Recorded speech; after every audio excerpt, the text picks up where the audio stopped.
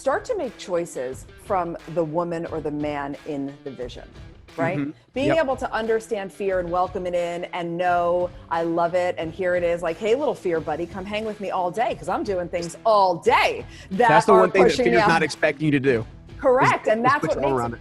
Yes. And that is what ultimately I teach when you watch the TEDx. How do you diffuse fear? The only way to truly expand to your limitless potential is to love your fear.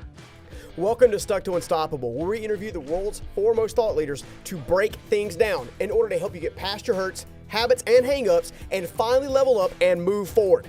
I'm your host, Scoggins. Now let's go ahead and get into today's guest and our featured conversation. You're not going to want to miss it. So welcome back to the Journey Principles. As always, we are here to take you from stuck to unstoppable in every single area of life. And for today, I'm actually like super stoked and super excited. I've got a good friend of mine, Tracy Litt, who's coming on. Now, here's what you need to know about Tracy. Not only is she a world-renowned TEDx speaker, not only is she an international best-selling author, not only is she graced entrepreneur, not only is she graced Inc., she has got a heart for people, especially women, who are trying to get breakthrough, trying to get launched, and trying to take care of other things. So guys, help me welcome Tracy Litt. Tracy, how are you doing, girl? Hi, I'm so pumped to be here and hang out. I'm amazing. So it's funny. I was talking to Connor, who's, obviously a part of our team, who normally co-hosts a lot of podcasts with me. And he and I got into a discussion yesterday about, a lot of people kind of have this overnight success kind of mentality. Like, you've experienced a lot of success in your own rights, but, if your journey's like mine, and I'm pretty sure it is, it wasn't always that way. So give us a little backstory. Tell me a little about yourself, or not tell me, tell everybody else about yourself. Because I think you're amazing and everything, all the work you're doing is incredible. So Thank you. Yeah. It's like the overnight success that took 17 years, you know what I mean? Right. That's the part that we don't really, see. My pivotal moment where I realized how much power I personally had, which is now what I get to do with beautiful humans in the world, came in my dark night, when I thought I had done it all right. I had followed what they told us to do. Yeah. Yeah. And I, had found the love of my life. I was building the big house. I was pregnant with my baby. And then it all just fell apart. And I found myself an unemployed single mother with an 8-month-old daughter. Oh, gosh. That fast.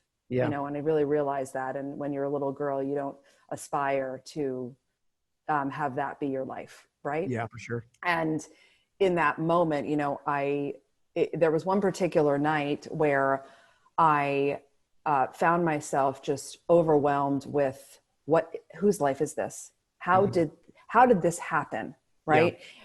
There are moments, as all of you beautiful listeners are with us, where you're either willing to notice or you're not.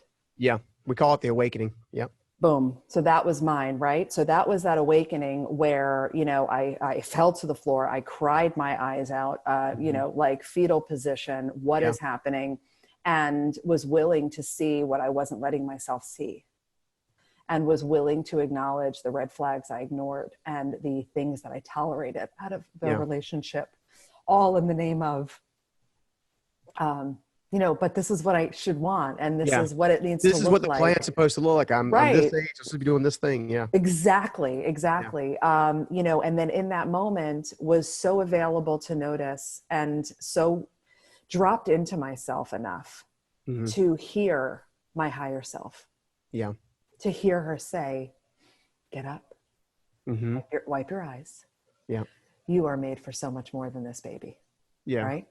And it's that higher self that I have listened to ever since. And now it's what I do with women. Yeah, it's beautiful.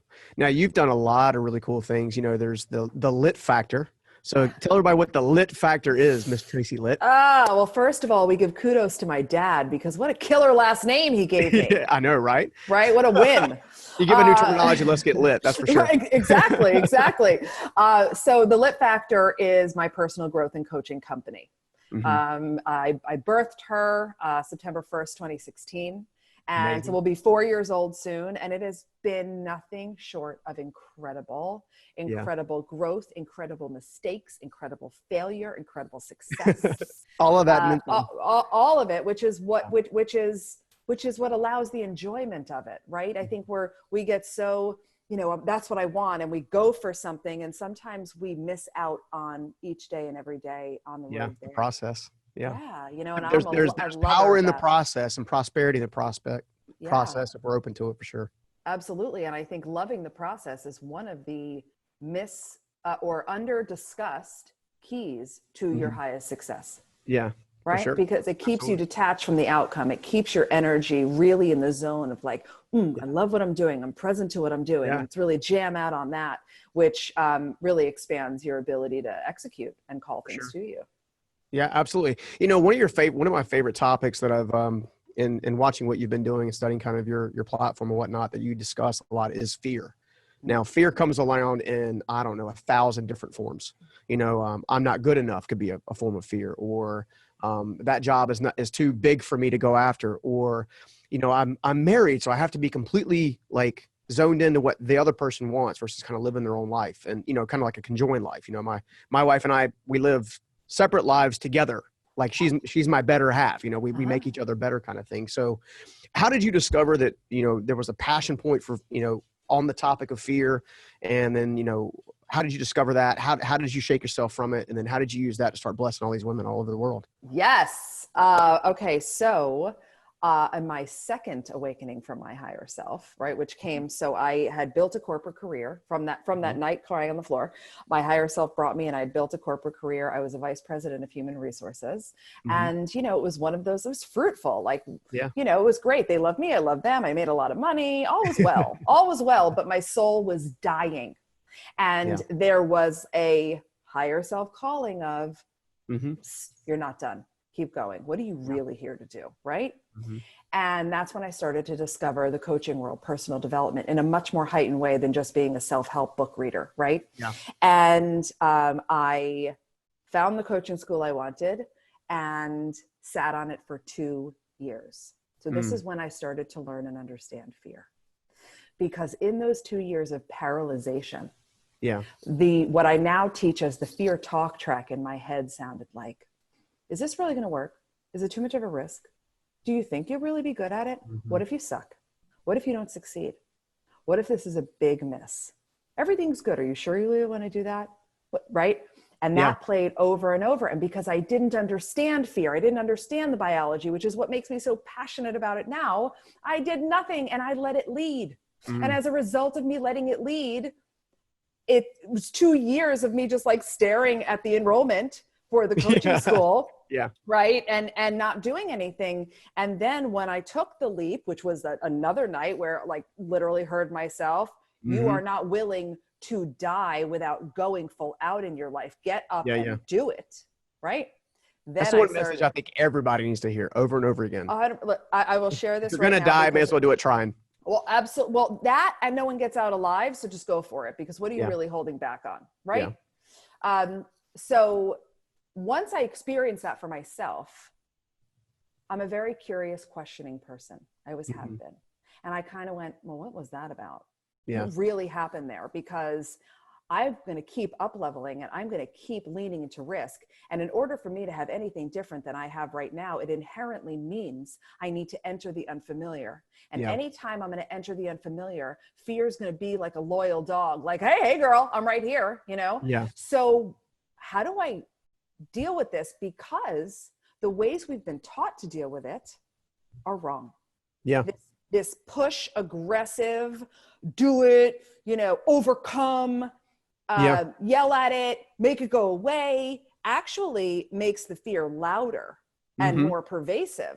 So that's when I stumbled into, oh, wait a second. If I take personal responsibility and love it and acknowledge it, it's doing such a phenomenal job.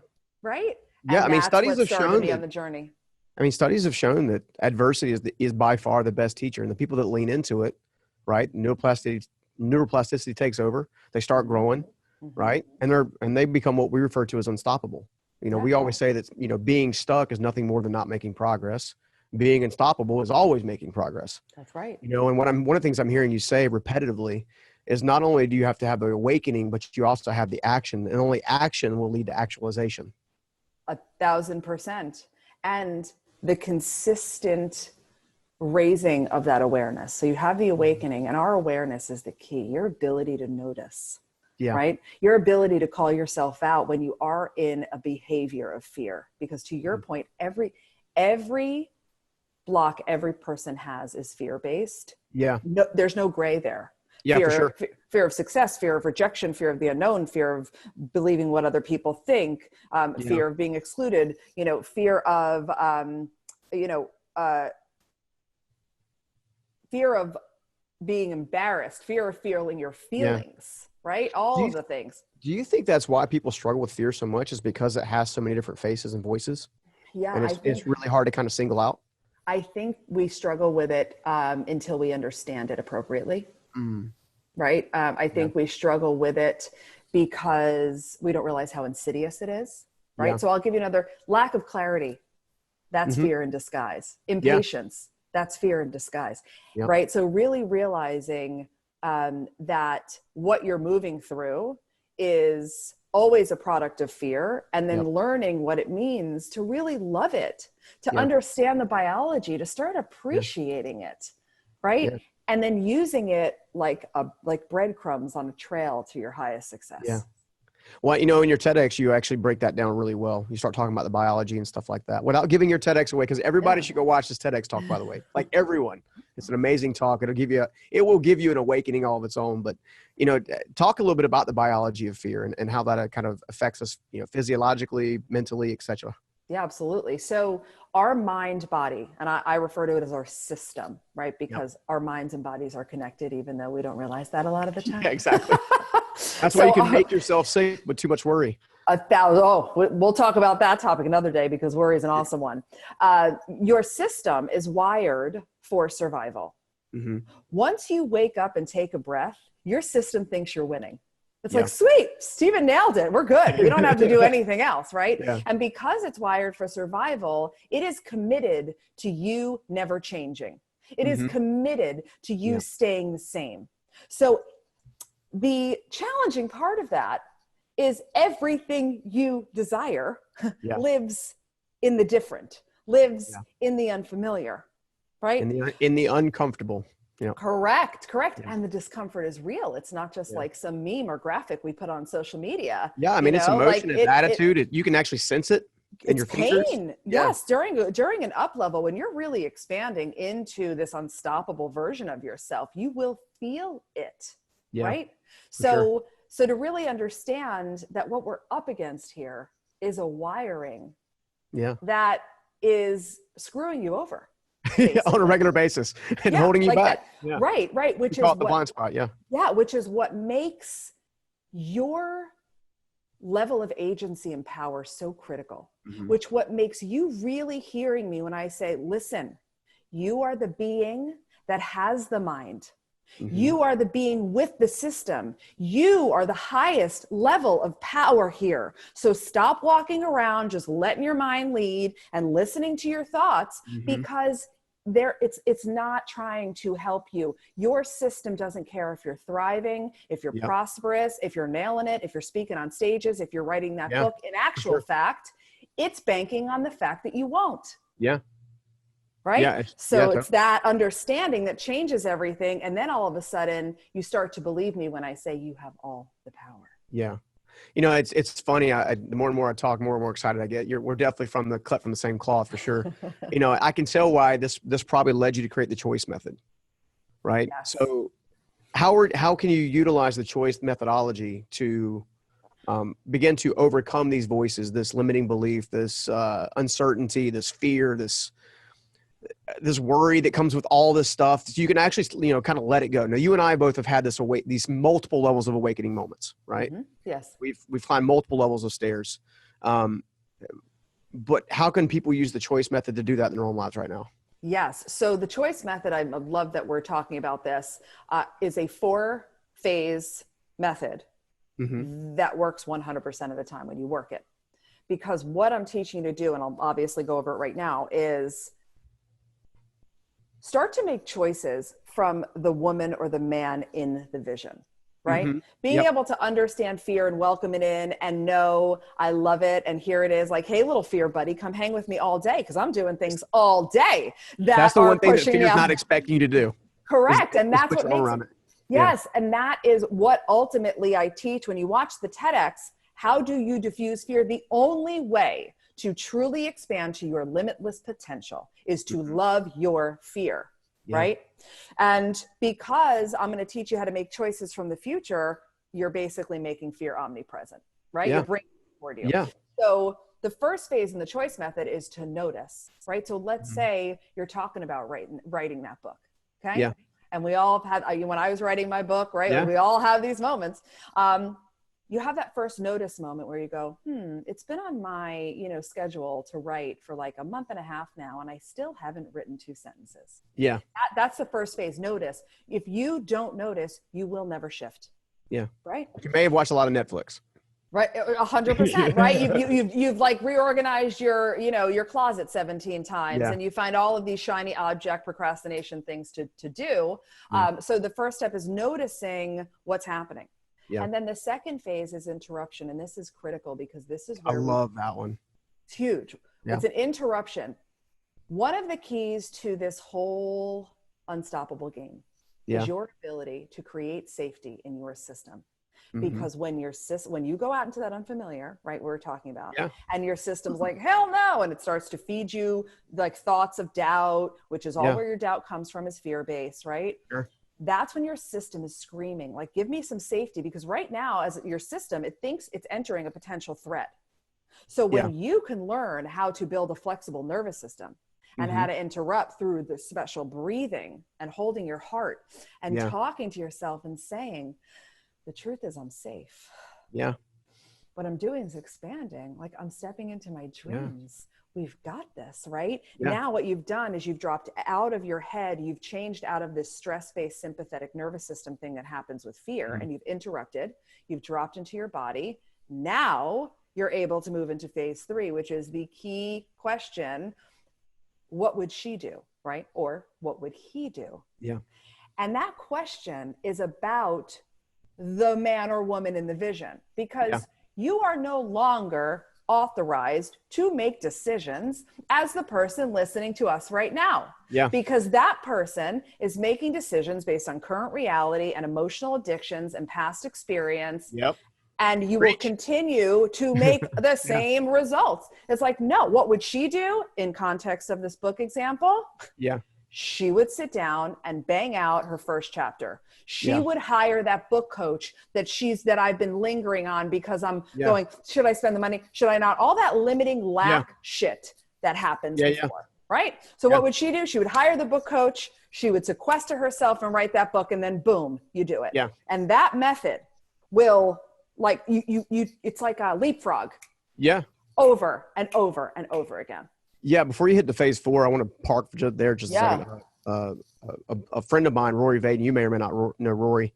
He has this theology called "Say It Ugly," right? In the context of doing a book, doing a speaking thing, just putting yourself out in front of your family and just sharing something of your heart, right? He's like, just say it ugly first. It'll be perfected over time. Just get it out, right? I know that's been your experience. I know it's been my experience, so I know there's truth in it.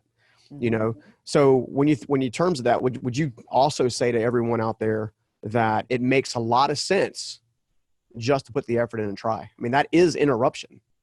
Like, you're interrupting your behavior pattern as you were kind of like really stepping into the third phase. Yeah. Oh, absolutely. I believe that perfection is, like a curse word. Yeah. Right? Like, I use my language freely, but really that word to me is such a detriment to every person in our culture and society. It is not a thing. Yeah. And your real intention is to be as you can possibly be. Yeah, for sure. Like that's it. And because ultimately your impact comes from your energy. Yeah. Right. And that is, energy doesn't lie. Yeah, for sure. And, it's funny because, the only way you get there, we talk about this a lot on some of the other shows that we've done. And I know you've done the work, which I know this is going to resonate. The only way you get there is doing it ugly first. Like meaning actually taking the time to actually be objective. You mentioned that with the first part of the phase, which is noticing, right?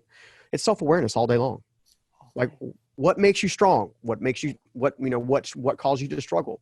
What's always nipping you up and biting your ankle or biting you in the butt all the time, right? If you look, you will discover the pattern that's behind it. Yes. Right? Yes. And then here's the $1 million question. Are you willing to be honest about the honesty? That's where we get truth, right? Are you willing? Because in that notice moment, are you willing to go there? Yeah. Because there are certain things as we grow that when you find that honesty behind the honesty, it's like a little nauseating.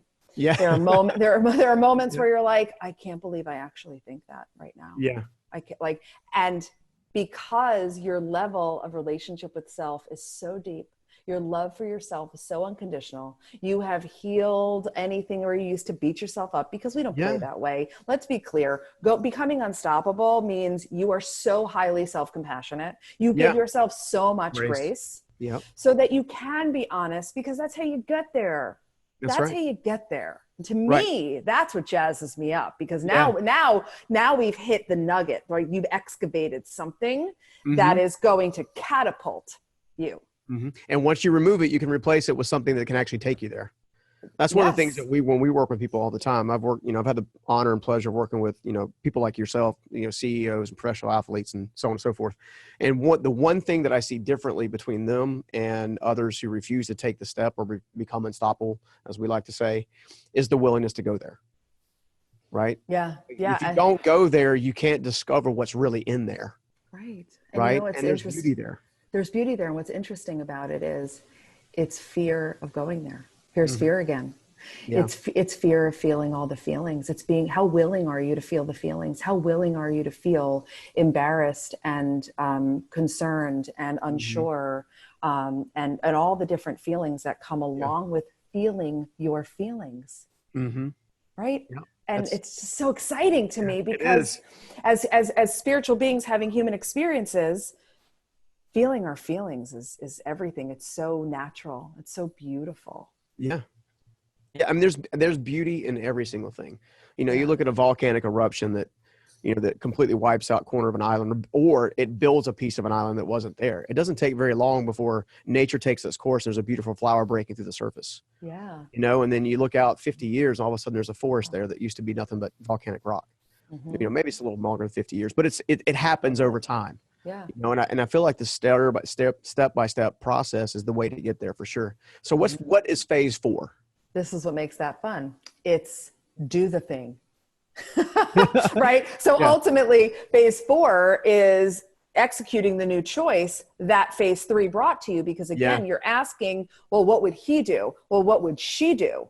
Yeah. And then you make the choice, which I will also tell you all in advance. That's the hardest part. Because when you've been conditioned for decades to operate a certain way, to have your system stimulated and aroused in a certain way, for you to be so committed to this vision that you have and it's so clear, and that future you is pulling you forth to make a new choice in a moment where the old you wants to make the old choice. That is the art of change. Yeah. Right? You said something interesting there that I drew up a thought. There's this area of settling, where we are. So, for example, growing up, my both of my parental role models, both my parents, right? They both had their own struggles, stuff like that. Took a while to kind of reconcile all that. Doing great now. Very proud of them. They've done the work. Yeah. But for the longest time, they would settle for what they'd always known, right? Which means they would experience what they've always experienced. And then they would settle for what they experienced. And then they would get, it's that crazy cycle. It's that undiscovery. So it sounds like that you and I both agree that the number one thing someone can do, step 1 by far, before is to have that noticing moment or that awakening moment. 1,000%. So how long, now this is something that I get asked quite a bit, so I'm going to ask you and get your 2 cents. How long should that process take? A year or 50 years? The awakening moment? No, the entire process from going from the old you to a new version of yourself. Oh, I love this question. You're never done. Yeah. Until you're done when you're dead, and maybe not, depending on what you believe about next lives. Yeah. Right. And that to me is what's so beautiful about this. We call it mastery, not mastered, for a reason. It's a journey, Exactly. It's a journey, not a destination. And, it's so interesting because you wouldn't tell me that you want to get a six-pack and then join the gym and go 3 times. Yeah. And then ask me, I don't understand. Why am I not ripped? Yeah. But when it comes to expansion, work of the mind, healing, work of the soul, all of this gorgeous personal development where you really are up-leveling yourself. For sure. And this is also, here we go with fear again. This impatience circulates, right? This, I should have been there by now. Like, I've been at this, I've been at this for 6 months. I've been at this for 22 months. Like, where's the, right? That's fear. Because what your mind's doing, your mind will automatically show you loss. It does not voluntarily show you gain. Yeah. Because your mind doesn't care if you're successful. Like, I cannot say that enough. Yeah. It just cares if it exists. We just still listen to it. We just walk around like thinking it should drive the car. Right? Yeah, so it's really realizing, whoa, okay. So what if I spent more time working on my focus and attention? I teach it as the power of fa, right? Yeah. If I choose to put my I like how you did that too. That's like Tarjay, fa. Right? When I do that, like, if you see me right now, you'll never forget it. I'm a big visual learner. Yeah. So if then you choose, because everything's a choice as well, to place your focus and attention in what you've done. And how amazing you are, and how far you've come. Now you're starting to hum, right? Yeah. So and recognizing too that impatience, and I'm doing a lot of actually research on that right now, because I have it's like the next awakening for me as I play, because I learned so much from all these beautiful students and clients around me. Impatience is a really insidious way that fear gets you to sit back down. Yeah. Right? Like, absolutely. Where is it? Come. Why isn't it here yet? Nope. And now you're in lack. And now you're focused on the fact that you don't have it yet. So now you're not an energetic match anymore. Yeah, for sure. Absolutely. It's funny. The one thing that, when I get asked that question, you're right. They don't call it master. It's definitely mastery, which is ongoing. But I also tell people all the time, if you don't get started, it's going to take you 50 years. If you get started now, it might take you a year, 2 years to get to the next level. And then, I'm in the faith community, and one of the things that we say is new levels, new devils. Right. So when I was overcoming homelessness, right, I had to overcome the fear that I would never measure up at all. Right. Like a complete identity stroke. Yes. Right. I have a heart stroke. This was an identity stroke, when I managed to build a company over the course of 20 plus years, and then own a few more companies, how come, I used to trouble myself with, okay, well, this company was successful, but this one wasn't. Is there something wrong with me? Is it me? Not realizing that certain things have to align with certain gifts, and certain gifts have to align with certain talents. And there is a reason and a season for everything. There is. And if you do the wrong thing in the wrong season, you messed up. Yes. And I love what you just touched on. Is it me? Right. So a big part of my work is worth work. Yeah. Right. To really eradicate this lie of unworthiness. Yeah. It's never you. Yeah. It's never you. Right. That's one of the ways that we keep our worth on the table for negotiation, because we go, oh, well, is it me? And it could be, oh, well, could I have executed that process? Is it a different deliverable? Yeah, all those things are true, but it's never you. It's never an assessment on your worth, your enoughness, your value as a magnificent spiritual human being. That's your birthright. And it's actually from that space that you can then do all the other things. Yeah, worth is not finite, right? Developing your worth, developing your self-confidence takes time. But the only way you get there is to have the awakening or noticing the moment, to start the journey, to get some little wins under your belt. Not everything is going to be a massive win, but when I look back, I'm not in a position in life where I can enjoy almost every day of my life now because of successes. It's actually because of failure. You know, one of the things that our mutual friend Steve and I were talking about, and I said, people get it all wrong. You know, they think that that failure is a foundation, you know, of like, it's never going to matter. It's never going to measure up. And really what I would say is, you know, the foundations of failure are actually the bedrock of new beginning. You and I have both experienced that, right? It was after the first awakening that you're like, wait a minute, something doesn't add up here. Yeah. Right.